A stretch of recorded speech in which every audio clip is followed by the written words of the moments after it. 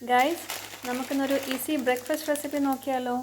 എല്ലാ ദിവസവും എന്തുണ്ടാക്കും എന്താ ടെൻഷൻ അമ്മമാർക്ക്. ജോലിക്ക് പോകുന്നവർക്കും ടെൻഷൻ, പോവാത്തവർക്കും ടെൻഷൻ. അപ്പോൾ അതിനുള്ളൊരു സൊല്യൂഷനാണിത്. റാഗിയുടെ പുട്ടുപൊടിയാണിത്. ആക്ച്വലി ഇത് സേമിയ പോലെയാണ് ഇരിക്കുന്നത്. അതുകൊണ്ട് നമുക്ക് നൂൽപുട്ടും ഉണ്ടാക്കാം, നല്ലവണ്ണം കുഴച്ച് പരുവത്തിലാക്കുവാണെങ്കിൽ പുട്ടും ഉണ്ടാക്കാം. ഇന്നിപ്പം ഈസി ആയിട്ട് ഞാൻ നൂൽപുട്ട് പോലെ തന്നെയാണ് ഉണ്ടാക്കുന്നത്.